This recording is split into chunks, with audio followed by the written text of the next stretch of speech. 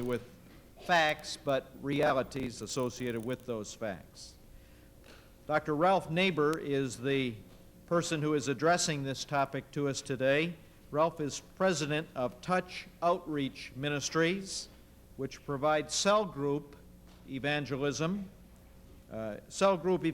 strategies and materials to churches and missionary organizations. He's authored over a dozen books, including The Survival Kit for New Christians. And these are available in over 50 languages. He has served in Saigon and Singapore as an urban strategist and has done urban strategy seminars on every continent. He is heard daily on Carpool, a radio program, and will begin production of a TV series which targets totally unchurched Americans next month. This will be released in September in major cities in the U.S., and he met his wife Ruth when they were students at Wheaton College. We're very pleased to have Ralph Neighbor with us, and responding to him will be Reverend Oscar Romo, Dr. Oscar Romo, who is the director of the Language Mission Division of Southern Baptist Home Mission Board. Dr. Romo was involved heavily in the planning of the Ethnic Conference in Houston last year, a name that many of you are familiar with in regard to needs in the world-class cities.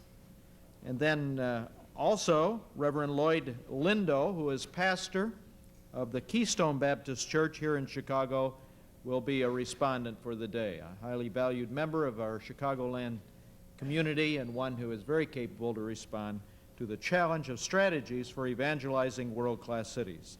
So Ralph, as you come, God bless you as you share your knowledge and experience with us. Thank you.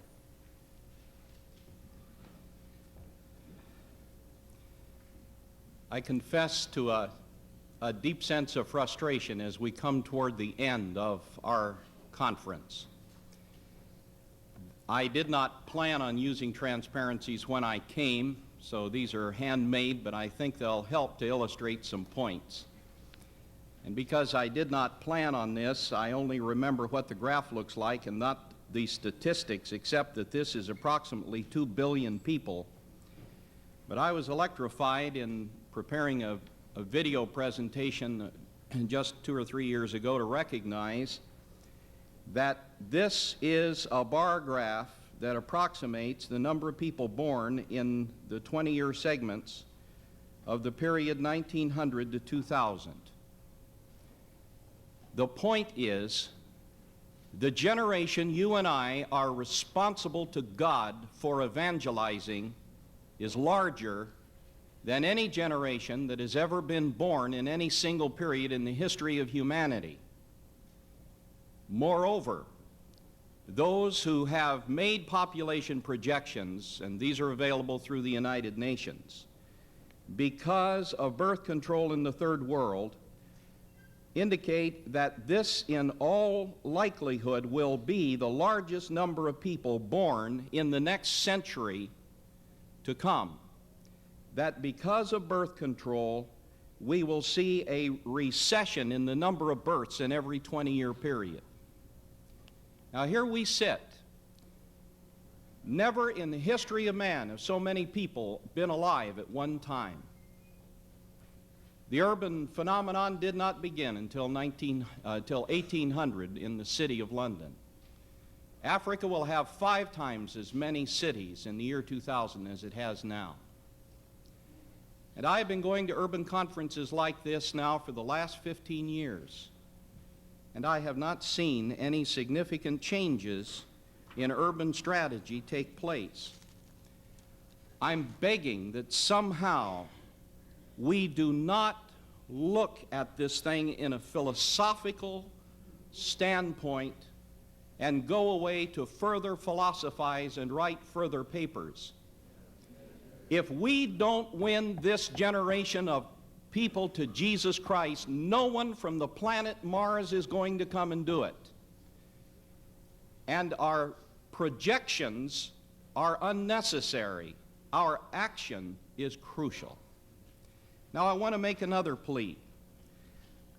In 1983, we spent the summer looking at a city of 1 million people that has less than 300 evangelical national believers worshiping within its environs, the city of Brussels in Belgium. I have a whole thick book here of a strategy that is 3 years old, and not a thing has been done about that city in these 3 years. And I just happen to have this with me, and the reason I'm showing it to you is to beg us for a perspective as we talk about a world-class city. The slum area of this city composes this much. The ring of the city itself has a ring of the suburb and a ring of the exurbia, which includes the University of Louvain and the Free University, with tens of thousands of students from every corner of the earth. Now, what is deadlier, spiritual poverty or economic poverty? I am concerned because I am as burdened as anybody in this room and do not wish to downplay in any iota the concern of those who live in the slum center of the city. But we have not honestly addressed the city with its exurbia, with its suburban areas, with its university areas. And brothers and sisters, we must be responsible to God for the entire city. And if the premise is that things are tough here spiritually and on fire out here spiritually, we're blind. My associate, Oscar Romo, who I have loved for many years, works with the language ministries of the denomination that he and I are associated with. And yesterday in chatting together, we were recognizing that if we took the baptismal reports of the language community that is within my denomination and pulled it out of the total baptismal reports, we would show a significant rather than just a small loss in baptisms. I have worked with 9 denominations, including the Evangelical Free Church, of which one of our sponsors is closely connected, and the baptismal ratios in the suburbs are horrendous. They are not reaching. They are bankrupt in the suburbs. Therefore, we must look at the entire city and recognize the mandate of God most assuredly is to the poor in the slums, but it most assuredly is to those who live on 1-acre estates, and it most assuredly is to the university students who are going to be the political leaders of tomorrow. We must be responsible before God for the reaching of that entire urban community. And so I simply say that the spiritually impoverished are equally distributed between the slums and the suburbs. And as you and I begin to think now about tactical strategy, we must think in terms of the absolute edges of the city and not just the center of it. I'd feel so good if somebody would just say a little amen at that point. It's scary to stand up here and say that. Now, if you'll just put my paper away, I'll be more comfortable because I'm going to cover everything in it, but I'm going to do it graphically. I want to talk to you, first of all, about their problems and here problems. The their problems I use to describe the lost person in the city, the unreached, broken, sin-shattered human life, whether it is in the suburb or whether it is in the center of the city.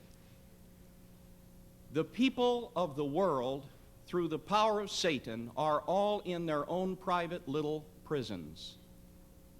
Later I'll talk about the here problems, the prisons that the church has made for itself. But for now I want to think of the city, and I want to think of it in terms of some significant things that will help us. All the people of the world are made up of little subcultures. That does not mean that one culture is greater and another is inferior. It simply means there isn't any superior culture. We are all subcultures. We all have our little piece of the action, and we happen this way. Somewhere along the line, a group of people got together and they decided that the world looked like this because of certain reasons. Their worldview shaped a sense of values. The world is this way because certain things are true. Based upon this value system, that particular culture began to shape itself. When a Chinese man dies in Singapore, he is buried in a coffin that is carved out of a huge block of teak wood to look like a block of gold. And he is literally buried in gold. It is a statement of the way the Chinese see the value systems. Every culture has its set of values. Now, those values are translated into conduct codes. If I am born in a Spanish culture, if I am born in a black culture, if I am born in a German culture, if I am born in whatever culture you want to speak of, my parents begin to drill a set of codes into me. And I say to my children, and you say to your children, we don't act that way. And I learned how to act from my mother and father, who drilled in me the codes based upon values, based upon a worldview. There is not a human being in this room who can escape what I am describing. There are many of us in this room who stay in the structure we are in because we gain our significance from the people in that structure. The most crucial thing in every person's life is for some group of people to say, you have worth, you have value, you have meaning, because you act right. We like you. If you act wrong, we won't like you. If you are a Roman Catholic and you are divorced, you suddenly find yourself expelled from your structure. You went too far. You colored outside the lines. And such an individual who is expelled by those who have given him significance becomes like a man in a spacesuit floating in space, feeling very, very much alone and looking for some place to land. We have lots of war stories about conversions from people from other social structures, and when we look at them, they are nearly always these types of people. Now, I am impregnated by my culture, and you are impregnated by your culture, and we get our significance from this. And the source of this is Satan himself. And I've got material in the paper that deals with that from a biblical perspective, which I am not going to refer to for the sake of time. But when Satan came to Jesus and offered him all the kingdoms of this world, he was saying, I will offer you all of the significances from all of the various social structures. And Jesus Christ said, I don't need any of them. When you're the Son of God, you don't have to stoop to be a king or a priest. And he refused them. Now let's look at how all of these groups begin to interact in a city. This is not true in a rural village.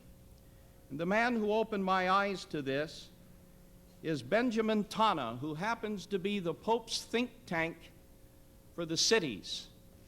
There is a book which sadly is out of print entitled Gospel for the Cities that I ran into when we were in Brussels doing our study that absolutely changed my view of everything. And in that writing, Benjamin Tana says, and I'm putting it into my own words, not his, here is social structure A. This could be the Latin. This could be the black community right next door.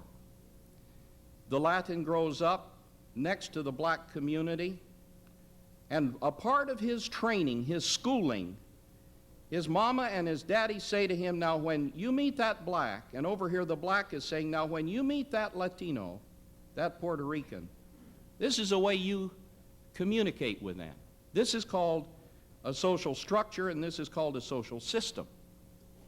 So I learned how to act within the boundaries of not violating my significance in my own social structure when I meet someone from another social structure. So I am in my own prison even when I am meeting someone who lives a few feet away from me who may be from another social structure. Now, when people live right next door to each other, they develop patterns of communication with each other. It really doesn't matter whether it's a Mississippi city with whites and blacks, with the I'm up here and you're down there level, or whether it is the street gang commitment that we see in cities where there is the commitment and the competition and the battling for turf. We have this well-defined system that goes on between contiguous structures. And as I meet other people, I am told, yeah, this is how we treat those folks. And I stay within my limits because I want to be significant. And those limits say there are certain things I can't do. A black doesn't marry a white. But also, if you go to certain cities like Vandalia, Illinois, a WASP doesn't marry an Italian. We have these well-defined limits that we live within. Now, here comes along another structure. It is so far away from me, I don't know anything about it. This happened when the Vietnamese arrived in my city of Houston. The bankers would not loan a penny to my Vietnamese brothers and sisters. Now, I had been a missionary in Saigon. I had wept with them in their pain. We had evacuated out as the communists came in. They slept on my floors in Singapore for 3 weeks before any of our furniture came. And when I returned to America, the first thing I did was find every Vietnamese in town, embrace them, and begin to work with them. And no one would loan them any money. And I went to my banker and I said, look, I know these people. You've got to be willing to loan money to them. They can't get a start otherwise. And he said, I don't know a thing about these people. They have no credit record. And he was equating them with lazy, dirty, dark-skinned people. I was furious. I went to my congregation. We had about 1,300 members. And I said, I don't care a thing about the amount of money you have in this bank, but I explained what I wanted to do, and I said, just put the amount on the outside and your name and account number in a sealed envelope. I totaled up all the money that we had in our congregation in this one bank, the Village Bank in West Houston. It amounted to $2.5 million. I went in to see my banker and I said,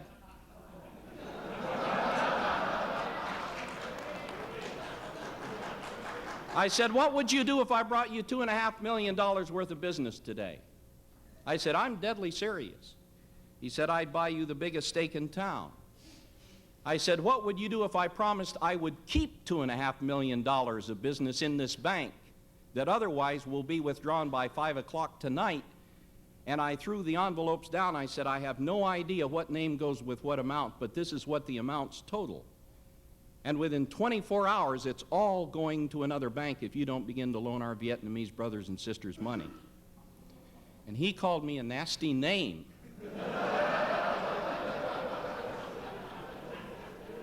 And he loaned the money, and he discovered that this unknown social structure had a habit of dying before they would ever renege on a loan. And later he took me out and bought me a 6-inch thick Texas steak I couldn't even half eat, and apologized the whole time I was trying to eat it. What does this have to do with a strategy for evangelism? Everything. Because I now suggest to you that what we have done is to create one more social structure in the row. We call it church. And there we have our beliefs and our values, and we teach each other how to act, and we as church leaders gain our significance from the pats on the head we get from our associates in our social structure, and we have our own little communication system. Here's what we do. We evangelize. That means that we get a prospect card. I hate the word prospect. It is a dehumanizing word. If somebody told me I was a prospect, I'd run. But it shows where we're coming from. We're coming from the base of the church as a social structure. So we go over here to B, and we meet this guy in B. According to Francis Schaeffer, if he happens to be an American, and he's one of the 51% who are unchurched, he doesn't have a single person in his life who has any identity with the church. And here we arrive on his doorstep. And we say, we'd like to visit. And we admire the wallpaper and the picture, and we say, if you were to die today and God were to say, why should I let you into my heaven, what would your answer be? And he's kind of stunned by that, and he says, well, I don't know what my answer would be. And we say, well, I'll tell you what the answer is. So we get out the 4 laws, and we start in on this dude. You know, God loves you and has a wonderful plan for your life, and all have sinned and come short of the glory of God. Have you ever had this happen to you? If you haven't had this happen to you, you didn't go to Moody or Wheaton. In the middle of a lot of those conversations, through my lifetime, hundreds of times I've had this happen. All of a sudden, out of the purple blue, this dude says, hey, you know, my grandmother's father was a Methodist preacher. And I'm thinking, you dodo, here I am talking to you about eternal life, and you want to talk about your grandmother's father. I never caught on. He's sitting there thinking, I never met anybody like this dude before in my life. He walks in here and wants to talk to me about going to heaven. He's sitting there over there reading the Bible. He's sincere. He really wants me to be a part of that.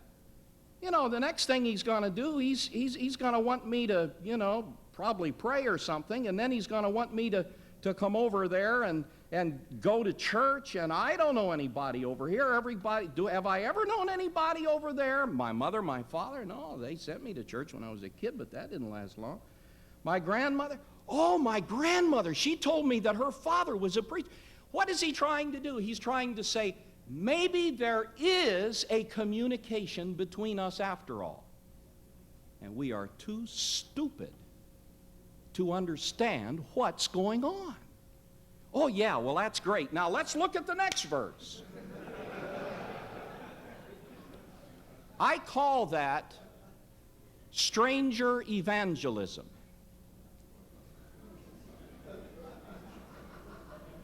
You're laughing because it hurts. And I'm going to tell you something that those who have delved into church growth studies have discovered about the stranger styles of evangelism that run rampant in our country. They don't come to church. About 5% of those converts ever go forward over here in this social structure. And there is an increasing frustration among those who have been involved for several years in this form of evangelism, because somehow it doesn't bring the prospect home. You know why? There was no bridge going here that could hold the weight of two people coming back. And we are missing the point in the city. Now, when we look at a biblical form, we see an amazing thing. We discover that the church is not really an institution with its multiple programs. The church is the body of Jesus Christ. And we are to be all things to all men, that by all means we may win some. And that when we come together, we are to meet as the body of Jesus Christ. And our gathering place is not to be a retreat from reality, nor is it to be an institutional expression of Christ's presence in the midst of a community that depersonalizes everybody.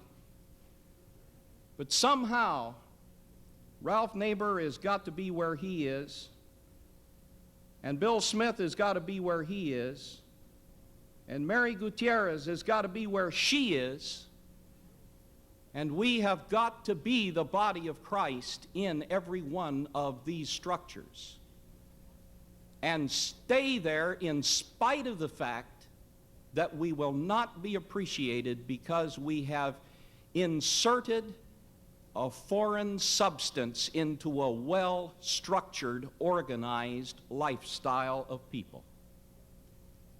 It is precisely for this reason that Paul got himself thrown out of many a town, because his presence in it messed up the Diana worship sale, and they said, get him out of here before he wrecks the social structure.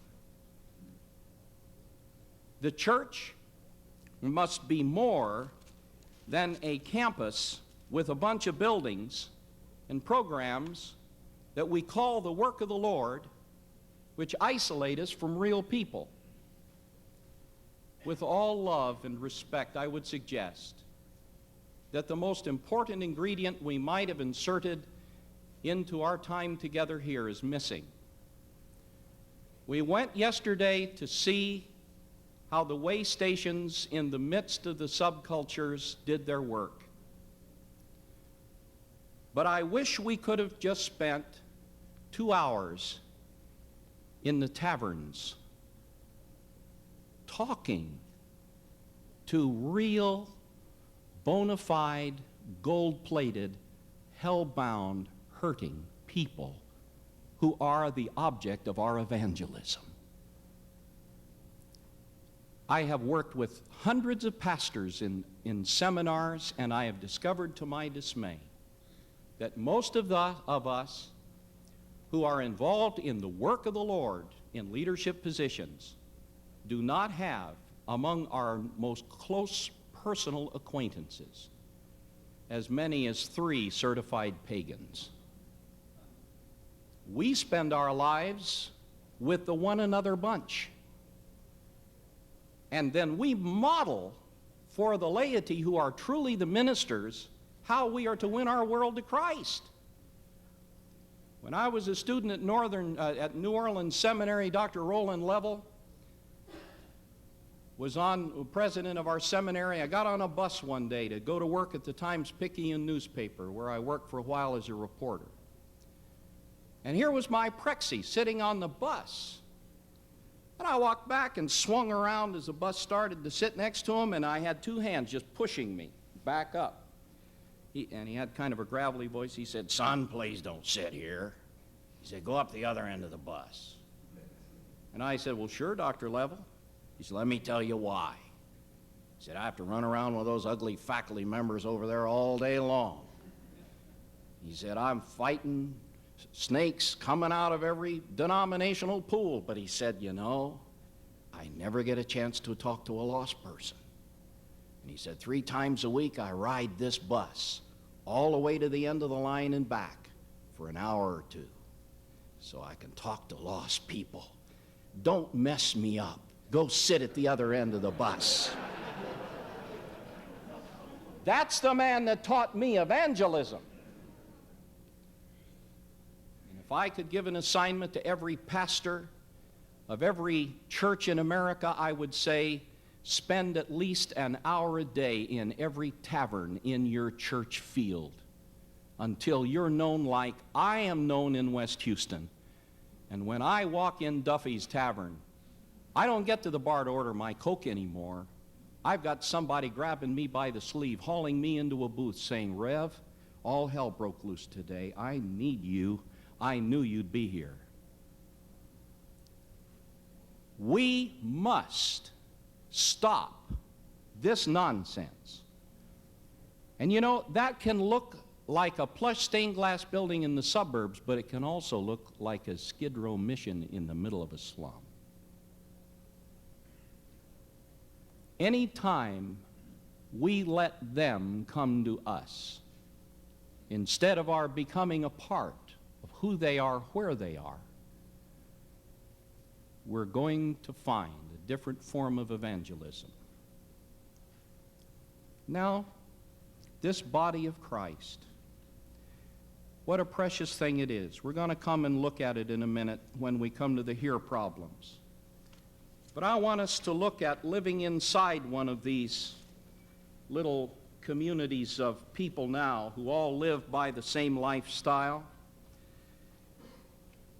If we study human life, it doesn't matter whether it's in the Philippines or Japan or Singapore or the United States, people differ widely but not wildly. There isn't time in the course of a week to have face-to-face intimate connections with more than about 20 or 30 people. So that's the maximum size of the little life of activity that we all live in, if we have a normal personality. And you can do this very quickly. The Bible calls this an oikos, a household, the community of people that I work with, my secretary, my wife, my children, the people that I spend a total of 60 minutes a week in direct eyeball-to-eyeball relationship with. That's my world. And if I have been deeply hurt, and I have a neurotic personality, I do not reach out to so many people, and the neurotic person will have 10 to 12 in his oikos. And if I have been smashed, and I have a broken life, and perhaps a history of mental illness, my world is limited to 3 to 5 people. And I can live in a city of 8 million, but I have 3. And if one of those 3 is not a believer, you may have all your high-flown strategies you will, but I will not be touched. Because I not only live inside my social structure, but I live inside my little oikos. And there I stay unreached while we go to the campus to do all of our lovely things we call the work of the Lord. Now, this particular social structure, with its set of values, may cluster according to an economic base here and here and here in the different parts of the city. When I went to Saigon and did an urban study there just before the country was overrun, I discovered those who had fled from North Vietnam into Saigon first came to the slum area of the city, poor as dirt, helping each other. As an economic base was established, there was a specific checkerboard pattern. When a little money was gained, they moved to this area. When the wealth began to flow, some moved over to here. It was fascinating, along with Reg Reimer from the Christian and Missionary Alliance community, to see how this checkerboard pattern worked. I've looked at it in world city after world city. It's always there. There's a connectional relation. They don't always, if they are Greek, live in one cloister, but they know where the others are in the city usually. They're connected. Now, there are 2 types of these structures. We'll use a biblical term, those who are near the gospel and those who are far away from the gospel. This was Isaiah's term and our Lord's term. Those who are near and those who are far away. Virtually all of our evangelism is directed toward the type A people. These are the like-me people. They grew up in a Christian home or background or community or village. When I say God and they say God, we're talking about the same thing automatically. I can assume it. If I say to this person, the type A person, if you were to die today, assumption, there's a life after death, we're agreed. And God, okay, we're both talking about Jehovah Elohim. God were to say, why should I let you into my heaven? Premises, judgment, heaven, and hell. What would your answer be? He is a personal God and you can communicate with him. All of those theological presuppositions in one slick question. If I say that to a type A person, no problem. We're on the same wavelength and we can go right on talking. I can take my 4 laws and I can cut right into it. But you just let me say that to a type B person. I met a type B person up near the airport the other night in a bar, drinking a Coke.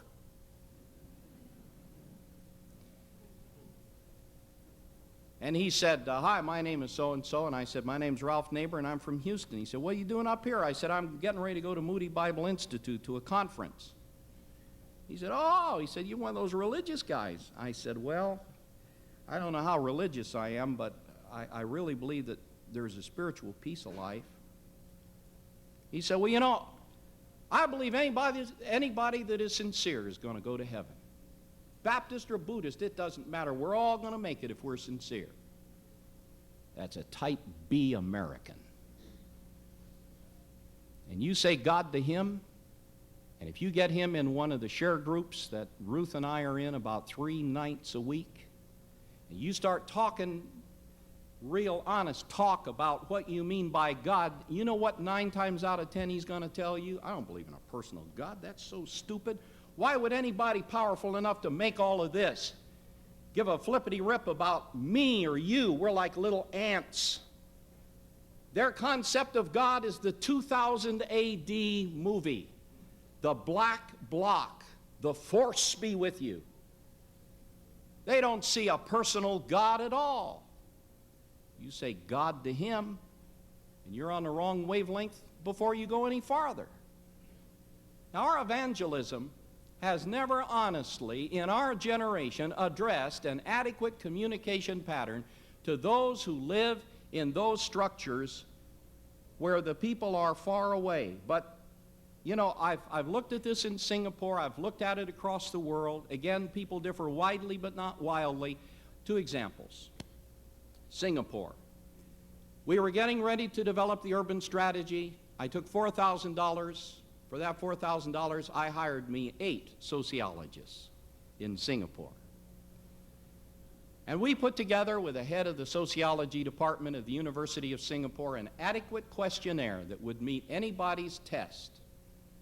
And we went to that Buddhist community, making sure we did not touch any Christian, which wasn't really too hard to do, since at that point about 2 to 3% of the community is identified with Christianity. And we went to the non-Christian community and we said, what is the one major objection to your becoming a Christian? We classified 10 things. And on the basis of that, we wrote a whole series of materials that we began to advertise in the Reader's Digest. Handbook for Successful Living, it was called. How to live successfully for a change. But you know what we discovered? 85% of them said the one reason why I do not become a Christian is because I don't know a Christian and I don't understand it. And the other 9 objections fill the other 15% on the questionnaire. That's their problem. The first problem that people have is that they don't know a Christian. That includes some of us who go into a restaurant and sit down and order and walk out and never say a word. The second reason is because they do know a Christian. You know what I mean? And should it surprise any of us that in this United States of America, in our world-class cities, a minimum of 51% would not be caught dead in their own coffin in these lovely buildings that we build, going to these activities that we break our necks to make come off like clockwork, and 40 of 51%, according to one survey I just read, left the church in disgust. And I believe that because when I talk to my pagan friends that I bump into in bars anywhere, most of them gave up on us a long time ago. And if you want to know why, ask them. They'll tell you, point blank. And there's not a chance of a snowball in purgatory of their coming back to the institutional church. Not a chance. Which means that if the body of Christ does not become more than it is in this generation, nothing is going to change. Therefore, we need not only type A evangelism, but type B evangelism. Let's look at some of the here problems. The first of these here problems are the campus activities. Virtually everything we do on our church campuses. We wear ourselves to death working on those church campuses of ours. And I'll tell you, it's deadly. On the middle of page 14, from the Latin American Mission, couldn't find the exact quote, I pulled it out of memory. You LAM men, forgive me for this, but I've got the point. The successful propagation of the gospel is in direct relationship to the equipping and mobilization of every Christian to share their faith. A static condition exists when those church members dissipate their energies on activities which do not lead to this goal. And we are masters at beginning to commence, to proceed, to start, to train, to share our faith, and never quite getting with it. The basic law of economics says if I have $1 and I spend that dollar for this, I don't have it left to spend for that. And over again, I talk to church leaders and church members who say, how can I add one more ingredient to my life and be involved a night or two a week with pagan people? Man, I don't see my family as it is. It's very simple. We don't need a small change. We need a radical revision in what goes on the blasted campuses. They need to be equipping centers, way stations, instead of ball fields where we play our games.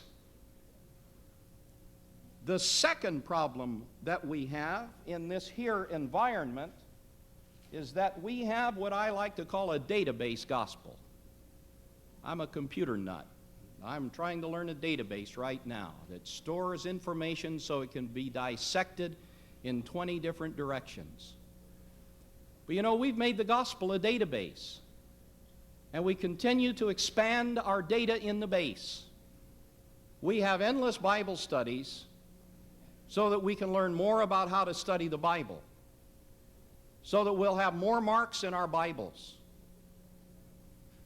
And somehow, while it's inappropriate in the context in which Jesus uses it, it seems to be appropriate today to say, as Jesus said, you search the Scriptures, for in them you think you have eternal life, but you will not come to me.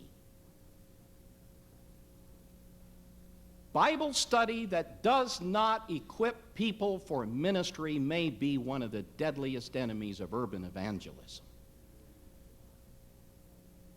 And I meet so many pastors who say, when I say we have cell groups for the totally type B unchurched, they say, you start with a Bible study? I say, no, I can't start there. Why not? Because if I said to a type B guy in a bar, hey, we're going to have a Bible study, will you come? He'd say, where's the door?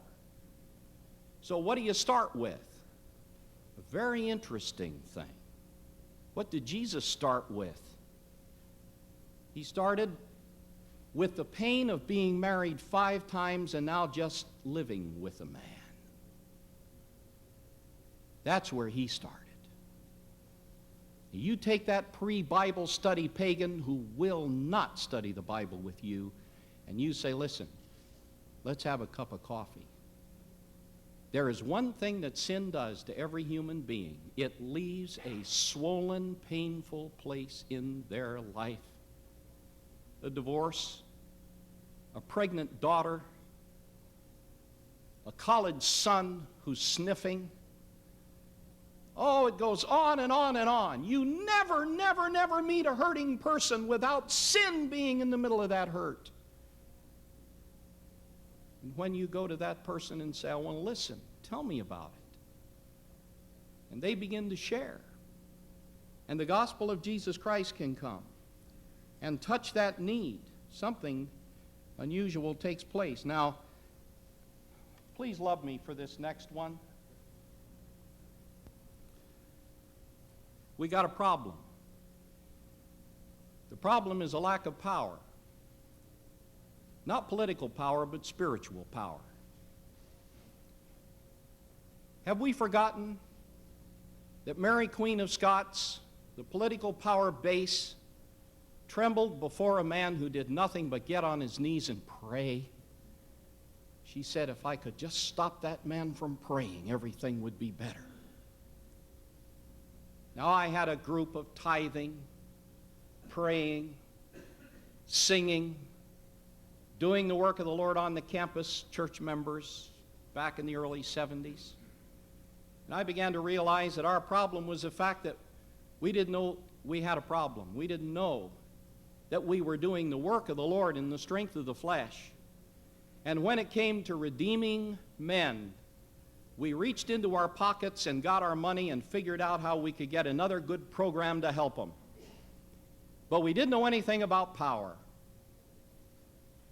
And I took those folks out there in the west end of Houston. We got Joe Lee Kirkpatrick, who had just come out of 5 years in the pen for selling heroin. And Joe Lee went out and he picked up about 8 or 9 prostitutes and about 11 pimps and 2 couples who were both on heroin. And every single one of those human beings had a heroin habit so bad that they would take anywhere between 40 and 60 days to finally get clean. And we rented a house near Sears up on North Shepherd.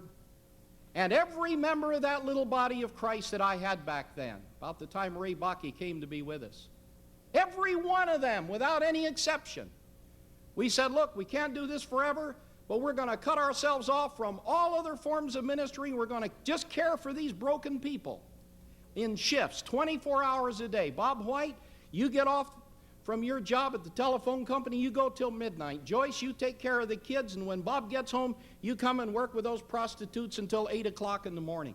And we went 24-hour-a-day shifts. You know what we discovered?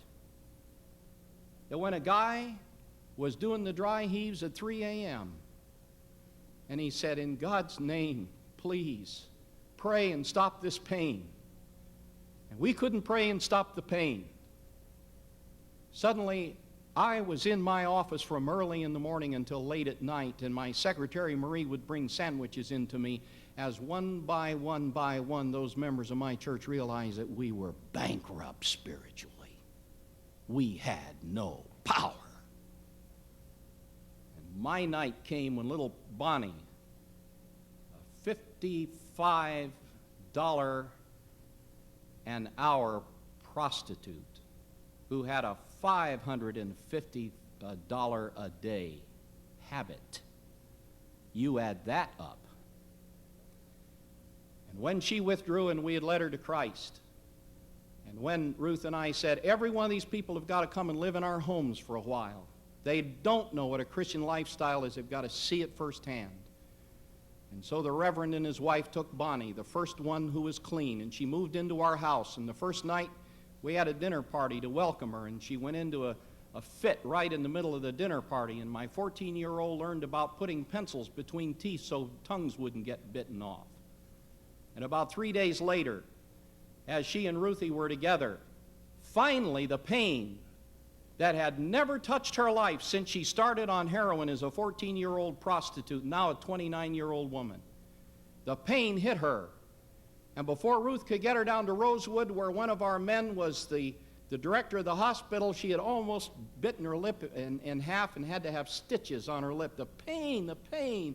And the OB-GYN man said, she's got to have a hysterectomy. Venereal disease has totally eaten all of her organs away. And he said, Bonnie, I'm going to have to either sedate you with a police permit to give you enough heroin to take the pain away, which means you'll go all the way through withdrawal again, back at the giant step, or you're going to have to go through this surgery and suffer the pain, and it's your choice. She said, I'll take the pain. I don't want what I've been through. And so she went into the surgery, and the doctor met me, and he said, I've given her all the gas I can give her. And he said, you better have 4 or 5 women because tonight is just going to be terrible. My wife was a nurse. We had 5 women there. At 11:30, she was still kind of groggy. I went home, couldn't sleep, got up, went back, 2 in the morning. I got off the elevator, and down the hall and to the left, all the way at the end of the hall, she was screaming. And I heard it at the elevator. And as I made the corner, the charge nurse said, Reverend, next time take him to Methodist. I went into that room, the sides up on the bed, her arms tied to the sides of the bed, flinging tears right and left as hard as she could fling them. She said, oh, Ralph, take the pain away. And those women looked at me with tears running down their cheeks, powerless. And this fine Southern Baptist preacher that didn't really believe all that much in the power of God, thank you, who always prayed a lovely prayer at the bedside knowing the nurse was right behind me with a shot. I came to my Waterloo, and we pulled that bed away from the wall so we could make a circle around it, and we stood there holding hands. And I said, ladies, we've never done this before in our lives, but we're all going to pray out loud at once because we don't have time to pray one at a time. She's hurting too bad. And we were begging God. And in the middle of it, Bonnie fell asleep. And we learned about power. And I think of that man who walked into the city from the country. It was so interesting to hear that mentioned yesterday. And here stood Nicky Cruz with a knife. And the guy said, you can cut me into 100 pieces, and every piece will say, I love you, I love you, I love you. Power. When are we going to confess our bankruptness and find that the power of the gospel is something that we need not be ashamed of if we've got it? Another problem we have is turfism. I didn't know that among the Reformed Church we had the ABC and the RCA and the NBC, and that they wouldn't even marry each other. But it's pretty typical. And I want to tell you something.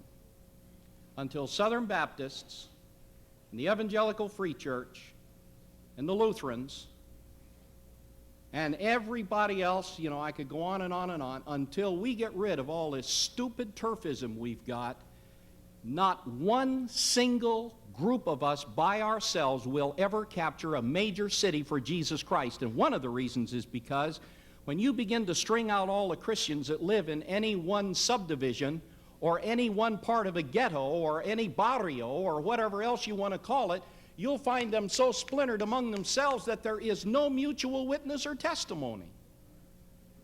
And if we are ever to win the world-class cities, we must join hearts and heads and hands and let those who are in the midst of it work. The church, an organization, not an organism. Just another word, and then I'm going to quit. The number rule of a strategy, page 15.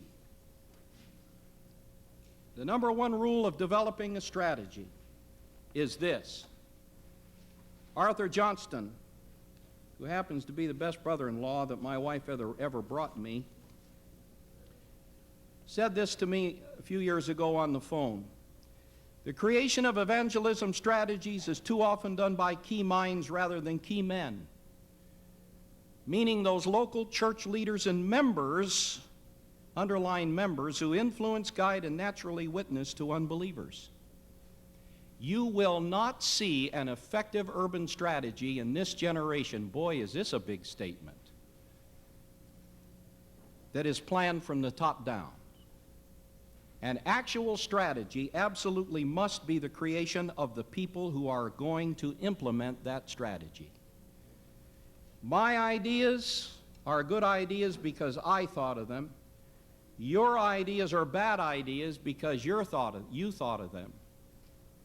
Our ideas can be great ideas because we cooperated, but it ain't enough. God's ideas mean we'd better get in the listening stage and find out what God is doing in our age. Now, folks, right under our noses, God has given a world-class strategy that has captured one of the major cities of the earth for Jesus Christ, and there is no telling what would happen to it if we would go to the listening room and find out how to reappropriate that strategy for Chicago and for Tokyo and for Brussels and any other major city that you can mention. If I want to know what God is doing, all I have to do is look around, and if I want somebody to tell me how to reach a city, let me see somebody who has effectively done it. In 1975, Donald McGavran came over to Singapore and spent several days with me and looking at the cell group strategy that we were building from the grassroots up by getting the Techu people together and saying, how are you going to win the Techu? And getting the university kids together, saying, how are you going to penetrate this? And giving them ideas and letting them come up with their own strategy. And I wrote their manual for them based upon their own ideas, and we revised it over and over and over, kept it in loose leaf form. And in that situation, McGavran said to me, neighbor, go to Korea and look at what Yonggi Cho is doing. Never heard of it. I went up there. I've been back over and over and over again. And I have discovered a church that started in a tent in 1958 with a membership of 5 in a slum. The worst slum in the town. A tent that had to be patched by the ladies every time it rained. And that church launched its home cell group ministry in 1964 with a membership of 3,857. It was based on a premise that we've not heard a lot about here, that is, every member of the body of Christ is a minister. The church's creation of non-traditional evangelism cells was greeted with condemnation by other pastors. Little consideration was given by these critics to the importance of a church structure which caused all members to penetrate the subcultures around them as servant persons. Nor did the critics realize the power of over 300 bridges built into neighborhoods and slums and flats that could bring the people back as well as send the people out. And the impact of these believers would soon be known. By eavesdropping in the marketplaces, listening for customers, sharing their hurts and their lives with shop owners, they brought people into their groups, they carried food to the poor, made visits to the sick, saw healings in all directions, always with a quiet witness of Christ's redeeming love. One woman rode an elevator in a 22-story high-rise for hours, just helping flat dwellers with groceries and their children. And God answered those prayers as healing power deepened the faith of both Christians and unbelievers. The groups exploded. After 10 years, they had 19,000 members. 3 years later, 48,000. In 1981, 200,970 members had penetrated every single nook and cranny of the city, all of the suburbs, all of the slums, all of the business districts, anywhere in the city that you could go. And today, 1 out of every 16 people in Seoul belong to this one congregation where the only thing to join is a cell group which numbers less than 15 persons, and every one of those people are ministers, and every one of those home groups is a bridge of God, and not one single subculture remains in that city without direct ministry to it by those dear Christians. What more do we need? What are we looking for? Their own next-door neighbors. It will work if we will get over our prejudice, if we will get over our blindness, and we are seeing those models begin to pop up around the world. Look at the last few pages of my paper. I've listed some of them. I left Singapore, there wasn't a thing in town bigger than 200. 4,000 people every Sunday now meeting in Singapore in worship because of cell group evangelism. It's popping up everywhere. It is a simple strategy that can be broken down, and if we would take one simple, easy thing that everybody can do that is thoroughly biblical, and get the gospel out of the buildings and get it into the neighborhoods, and let the Dorcas use her gifts, and let the natural teacher use his gifts, and let everybody use their gifts.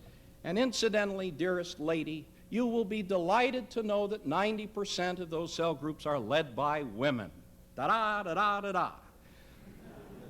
But the significant thing is, it is a total involvement of the entire membership of the body of Christ.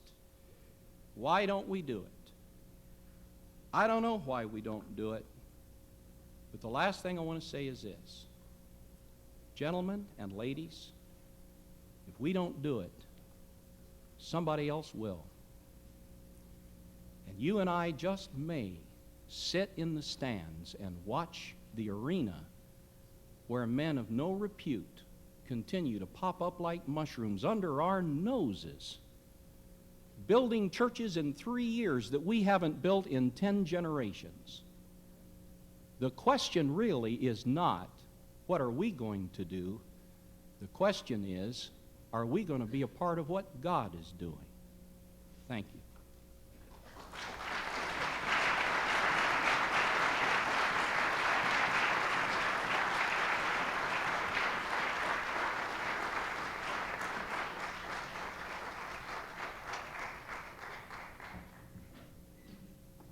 It's always hard to follow and act like rough neighbors.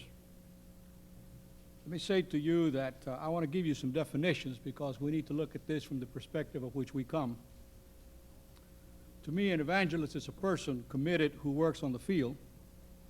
A scholar is one who majors in academics. A theorist is a Monday morning quarterback, and a bureaucrat establishes policy, supervises personnel, begs for money, balances the budget, and sometimes he feels like the rich, ugly old maid who wish he was loved for his looks and not for his money. The entrepreneur is the visionary who tries the unusual and often succeeds. And the strategy is the one who plans for the future. In a sense, you are talking to a bureaucratic missions strategy entrepreneur. You're not talking to an evangelist, because I am approaching it from that perspective. From my own background, I approach a strategy not as a definition that has been used, but as a definition in which, in military terms, you develop a strategy to win a war, not to win a battle. Therefore, a strategy is different from tactics. It is an overall approach, a plan or a way of describing how we go about reaching our goal, or an attempt to anticipate the future, communicate our intentions, and have an overall sense of direction and cohesiveness. Methods are human creations designed to serve the interests of what we're trying to accomplish at that stage. And tactics are how we go about rather than ideas. Now, the critique is of the paper, not the presentation and not Ralph Neighbor, but of the paper. And you need to keep that in mind, because that was what I understood was my assignment, the paper. It was a paper which I received, and it is the first time that I came across the title World-Class Cities. The title Strategies for Evangelizing World-Class Cities promises to reflect on the development of a plan, of a strategy for the task of evangelizing the cities. The major divisions of the table of contents indicates that the material will provide the guidance to enhance the development of a pragmatic plan to evangelize the cities of the world. Incidentally, there wasn't a person at our board who had a book that the book that comes from the United Nations concerning the world-class cities. I looked all over there, and we found out we didn't have any, even in the people that deal with the metropolitan areas of the country. Incidentally, I throw this in for whatever it's worth. Have you ever come to realize that most strategies that deal with the cities grew up in the country? The paper was read on 3 consecutive days. The more it was read, the more it became comparable to a chocolate meringue pie that was about to be consumed in its entirety with one bite. Those who have tried such an endeavor know it is impossible. Pie is consumed one piece at a time in keeping with the individual's heritage and customs. The English take their wedge of the pie by beginning at the white part, which has the crust, and begin eating there. Americans take the pie and turn it around and take the point being toward them. I don't know what that has anything to do with where it's going, but it points toward them, and they begin at that point at the smallest part of the triangle. Aware of the fact that, in spite of the fact that we have been to school, and I haven't been to Wheaton or Moody, and this is the first time I've ever been to Moody, I became aware that perhaps the scholarship was beyond the reader. And so one evening, one afternoon after having read the paper, on a Friday afternoon after having read the paper, I called in 4 of my staff and gave them a copy of the paper, and I said, I want you to critique this over the weekend. You write it up on Monday, and I'll look at it on Tuesday. On Wednesday, I'll rework it. On Thursday, it'll be typed. On Friday, I'll have it ready to go. And so what you see here is a compilation of review by 5 persons who are the product of the mission field and who have worked. And there is a difference between working and being involved in missions in an urban setting for a total of almost 100 years. The definition of world-class cities, which apparently comes from the Book of World City Rankings, provides the numerical, geographical, etc. characteristics of the world-class cities. Although reference is implied or is made in the introduction, much is related to numbers. You know, and we live in an area of numbers. Your Social Security number, your age, your parking lot number, you know, all of these are numbers. It would be most appropriate for the evangelical community to rewrite the definition to include people, since they are, in reality, our clients. It doesn't include people, the terms I've seen. The use of the term of subcultures implies that there is a superior culture somewhat similar to manifest destiny. And coming from that perspective, from where I come, this is what I come. These are the subcultures, implying there's a great big culture out here that takes over. And I think about Horgon, what Horgon says in his book, and I think about other, as we went ahead and conquered the West. In the name of God, we took the land away from the Indians, we took it away from the others, and if they didn't believe it, they didn't go along with us, they were killed. And so today there are lawsuits all over the West. I myself am involved in one that has to do with the fact that, with the idea that it was for the good of the cause and the good of the church, manifest destiny moved across the West. The worldview of an ethnic group is in proportion to their exposure to other ethnic groups. And we can live in Chicago and Detroit and New York and not be aware or not have to learn another language and another culture to be able to live. Many of these groups in numerous cities of the world, and as such consider themselves superior. You know, the whole idea of la raza is not la raza. The significance of it is we are superior. We are the ultimate race. A lot of times we use terminology we don't even know. Sometimes you need to, I'll talk to you about when we say, I did my thing. It has a different significance than what you think it does. I learned it from my son. However, as life is experienced in relationship with other ethnic groups, some individuals began to gradually alter value systems, but they do not eliminate the value systems of that particular ethnic group. I guess if anybody in our denomination is involved across all these groups out here, one of the things that I have learned is that you adapt yourself to wherever you are at the time, but you don't lose sense of where you are. I found out that I'm the only one that's got green socks. Rev doesn't even have a green T-shirt, and here he is in Chicago. Irish Chicago. See, I didn't have the Green River. I didn't know about the Green River. I might have done something else. Now, the building of bridges among the various ethnic groups is an excellent concept. However, attention should have been given to the natural channels of communication across these bridges, such as language and culture. They are a means of contextualizing the message. In fact, the contextualization of the message seems to be omitted. The author seems to have a super church mentality, the emphasis on cells, and I'm not against cells, but I'm critiquing the paper, not the process, which were first used in the Baptistic movement, seem to negate the validity of the local church and promotes the parachurch. Such an approach is sanctioned with the statement, quote, because the church has become a non-rational, campus-centered organization. The methodology used as examples implies that these are the only methods that are effective. Again, I'm not criticizing the individual. I'm looking at the paper. I'm looking at the paper. The idea of an evangelism coordinating center seems to again reflect the manifest concept that you must all come up here because you must all be Christians like me. And what about that local church that's going to be black, purple, orange, a square, round, or triangular? They have as much right to be what they are. Now, again, the paper is a plea for, quote, objectivity in the matter of a strategy, not of theology, unquote, nor of practicality. Although reference is made to locating the existing church properties on a map, the concept of a pragmatic plan is not mentioned. A plan for implementation evades the reader. We're talking about tactics, we're talking about methods, we're talking about these things, but a strategy from the perspective of which I'm looking at it. Now, media is an important means of communicating the gospel. The harvesting of the crop of new believers is rarely achieved, since these people tend to relate to the program personality. And yet last night, or whenever it was that Raph and I were talking, I was talking to him about the Greek church that we have established in Chicago out of television broadcasting. But that has a lifespan. That is not a church that continues.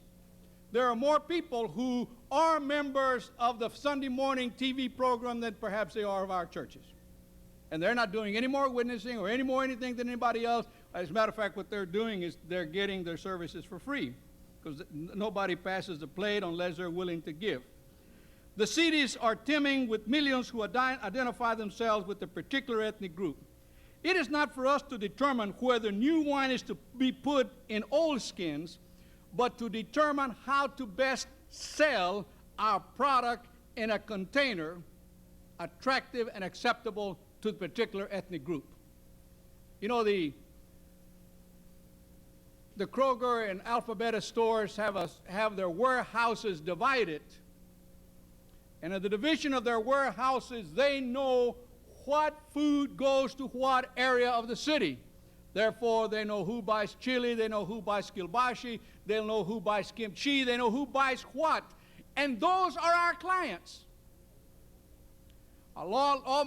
Often we are going out here and we are not marketing the gospel in the marketplace. We are marketing the gospel in the ways in which we have been done.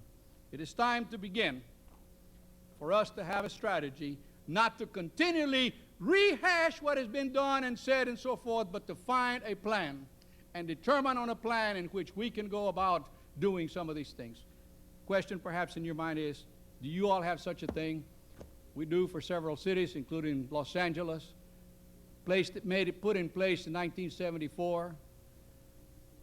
Being a bureaucrat, being able to respond when the request came for 1988, we already knew the direction in which we want to move, and that does not negate the fact that the Spirit of God moves in our midst.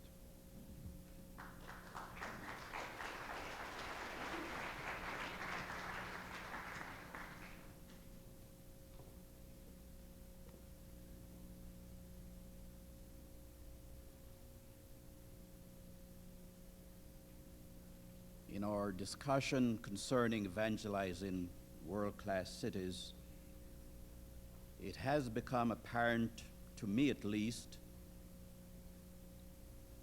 that we must acknowledge that to a very large extent, the evangelical church has already lost the city. lost it in the sense of its being relevant or dynamic as an instrument of moral and spiritual reform in the lives of modern urbanites. I shall take just a very little of your time to suggest one thing that I have not heard mentioned here as yet. And rather than repeating what have already been given, let me just take 3 minutes at the most to suggest that in my judgment, the biggest mistake that the church makes in its evangelizing ministry is to divorce evangelism from the larger universal divine intention of reconciliation. I believe that it is only this larger perspective of the mission of the church that will prevent the Christian community from doing what Dr. Neighbor calls stranger evangelism. When God's plan for reconciliation is more fully known and appreciated by us, we will come to see that evangelism is only a part of and subsumed under the larger intention of God to reconcile all things unto himself. One of the most important things that the Christian church can contribute in making life more human in the city is to be that agent that helps to liberate men and women from the growing fear of and the insecurity about differences and diversity.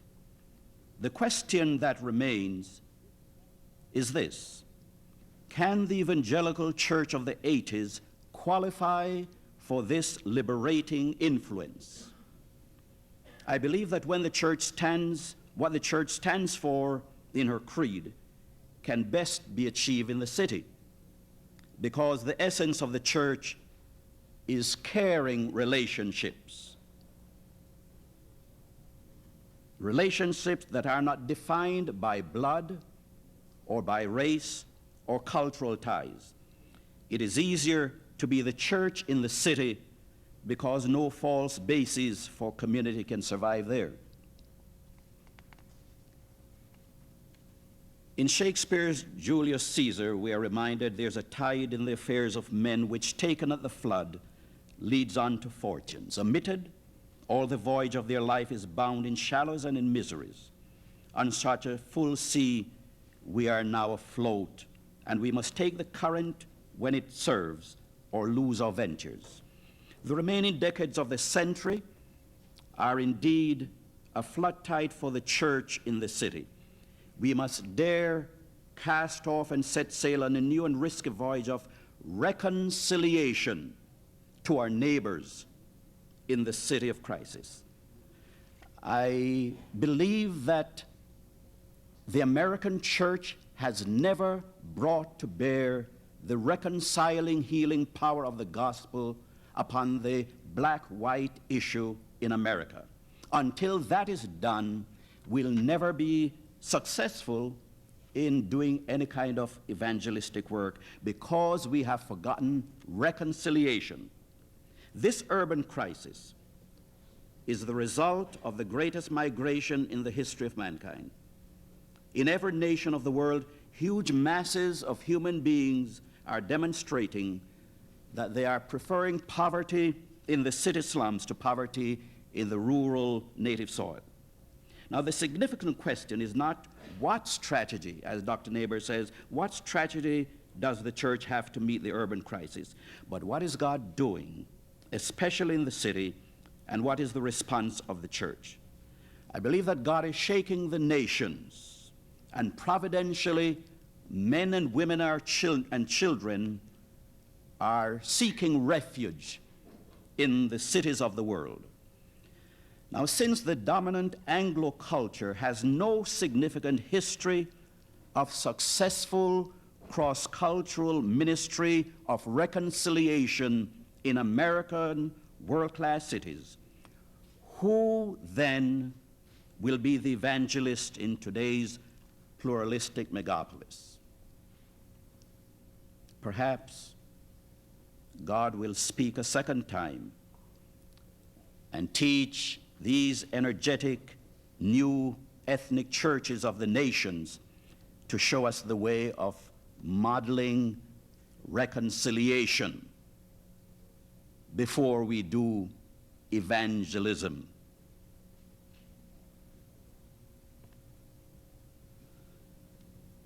One last thought. Mumford, one of the most controversial urbanologists, suggests that we must restore to the city the material life nurturing functions, the autonomous activities, the symbiotic associations that have long been neglected or suppressed. He sees the best economy of the cities as the care and the culture of men.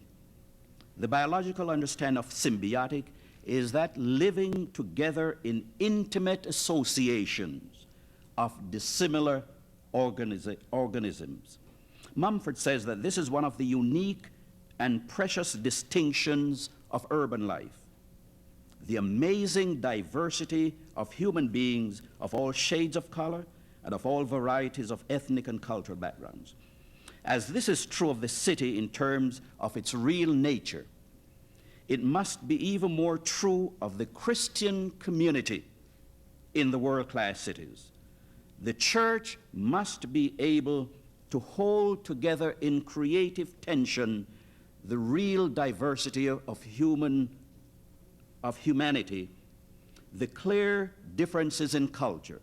The church has not yet been able to do that in America.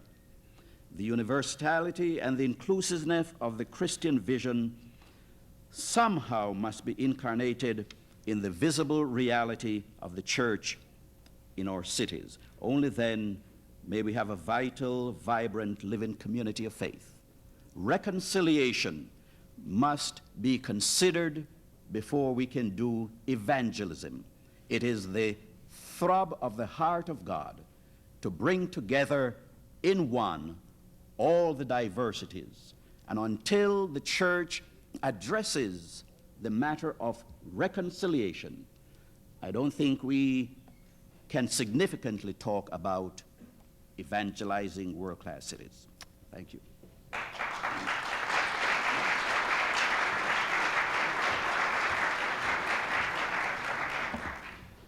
Thank you. With the introduction of that theme, I feel like we certainly need time for discussion, but I'm afraid in Christian kindness to those who have prepared your meal, we must not open it up to questions at this time. I hope you'll carry your questions into the dining room in a moment, and